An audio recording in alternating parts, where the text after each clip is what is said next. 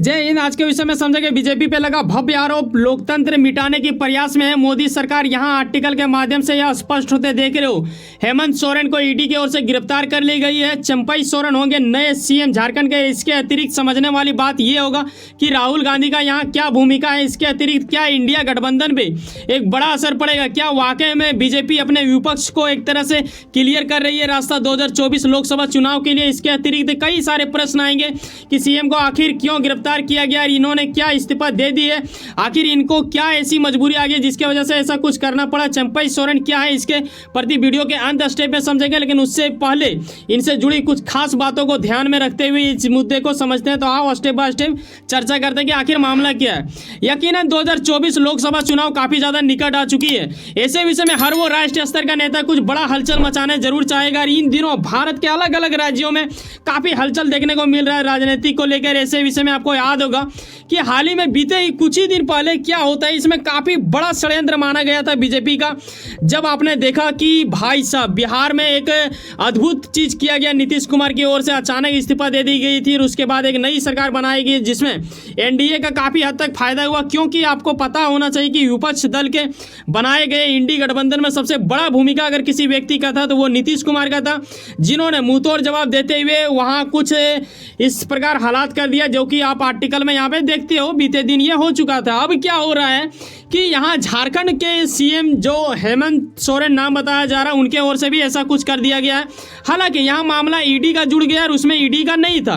तो ये जानने वाली बात होगा क्या यहाँ भी कांग्रेस का नुकसान होने वाला है। इनके ओर से राजभवन जाकर कल रात को ही करीब 7 साढ़े 7 के बीच और अपना इस्तीफा सौंप देते हैं। ये एक बड़ा तबाही की स्थिति ले आता है। इन दिनों झारखंड में भी राजनीति को लेकर काफी हलचल मच चुका है कि आखिर विपक्ष दल के दिग्गज नेता यानी कांग्रेस का, जिन्हें बीजेपी बोलता है पप्पू, लेकिन हम समझते हैं इन्हें राहुल गांधी और आप भी इन्हें राहुल गांधी के नाम से जानते हो। जी हाँ, इन्होंने तो बहुत ही खतरनाक आरोप लगा दिया है और ये है कि इनका कहना है कि भाई साहब ईडी, सीबीआई, आईटी आदि अब सरकारी एजेंसियां नहीं रही, अब यह बीजेपी विपक्ष मिटाओ सेल बन चुकी है। और ये एक बड़ा आरोप है। इसे मुझे नहीं लगता है कि इस मुद्दे को बड़े हल्के में लिया जाएगा, क्योंकि बीजेपी के दिग्गज नेताओं की ओर से भी कुछ न कुछ इसके ऊपर प्रतिक्रिया दी जाएगी और कहीं ना कहीं इसे यह भी याद दिलाया गया, क्योंकि अभी जो वर्तमान में हो रहा है झारखंड के राजनीति को लेके, इस चीज़ से जोड़ते हुए खुद भ्रष्टाचार में डूबी बीजेपी सत्ता ऐसा कुछ करवा रही है, लोकतंत्र को तबाह करने की अभियान चला रही है, ऐसा कुछ राहुल गांधी का कहना है, जो यकीनन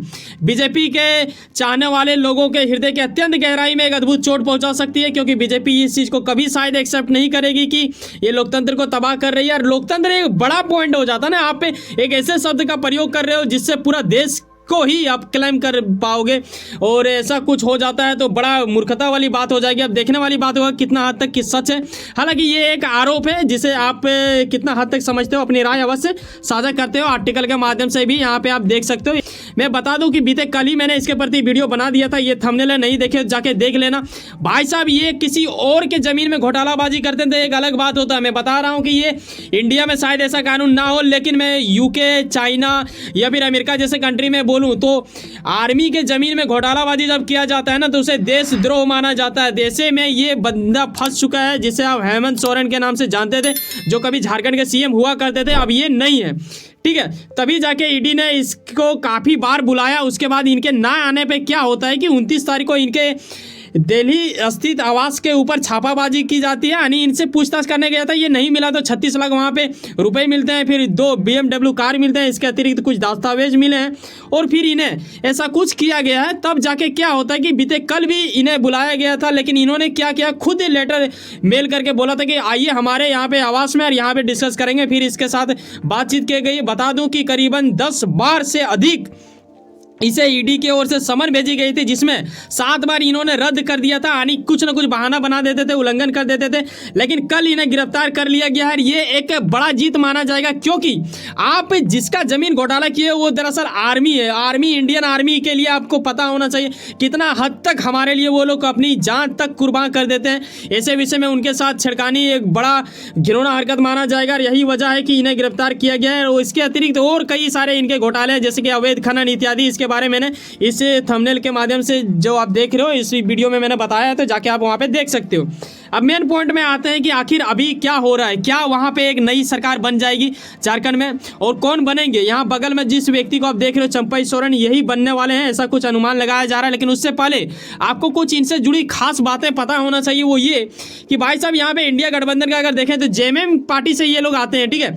इनका करीब 29 सीट है। फिर यहाँ पे आप कांग्रेस का देखते हो 16, इसके अतिरिक्त तो कुछ आरजेडी का भी एक है, ऐसे करके टोटल 49 हो जाता है। विपक्ष दल एनडीए का अगर आप देखो तो करीब 31 हो जाएगा झारखंड में। तो यहाँ पे खास बात ये होगा कि इन पॉइंट में कुछ बदलाव नहीं होगा नंबर में।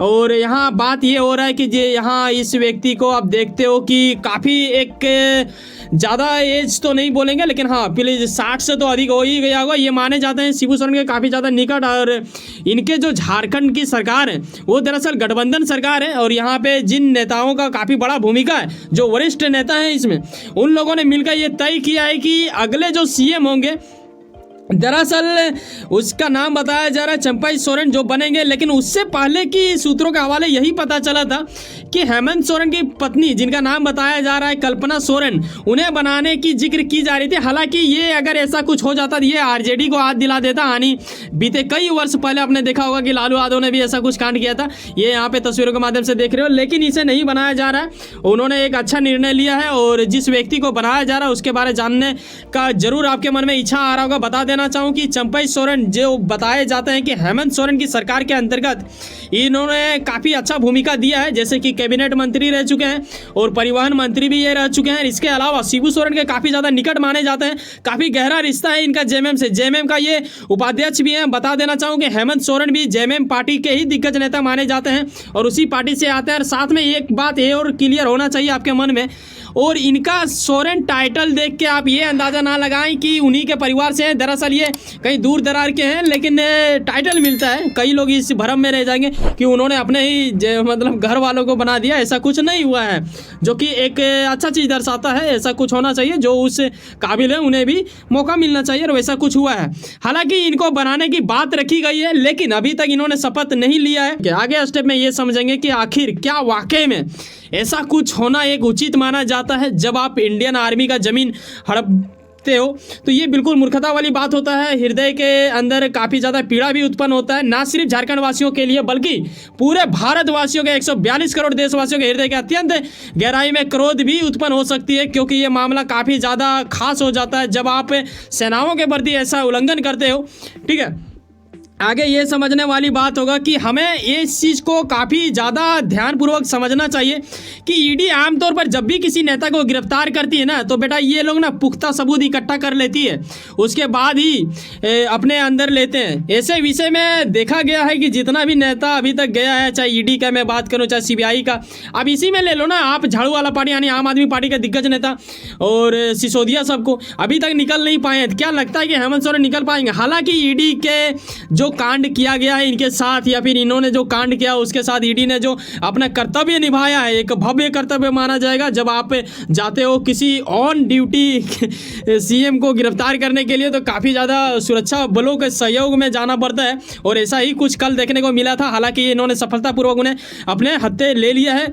और बता दूं कि इनके ओर से काफ़ी ज़्यादा प्रयास किया जा रहा है। हाई कोर्ट में ये मुद्दा अपील कर दी गई है, जिसके वजह से वहाँ भी चर्चा हो सकती है। अब देखने वाली बात होगा कि क्या होता है। पहले तो खासकर ईडी के कार्यालय में ऐसा कुछ होगा, जब इनसे कुछ और वार्ता की जाएगी, कुछ अतिरिक्त चीज़ जैसे कि अवैध खनन के बारे भी और ज़्यादा बेहतर जानकारी हो जाए। करीब माना जा रहा है उसमें तो मतलब 1000 करोड़ से अधिक का घोटालाबाजी कुछ किया गया है, और ज़मीन करीब आर्मी का था 4.55 एकड़, जो कि इंडियन आर्मी का था। इसके अतिरिक्त हमें समझने वाली बात ये होगा कि जब इनका गिरफ्तारी हुआ उसके बाद इनका आखिरी जो शब्द देखने को मिला है जो एक्स के माध्यम से, वो ये कि इनका एक लाइन दिया गया है जो शायद इनका है या किसी और का है पता नहीं, लेकिन पोएम लाइन है।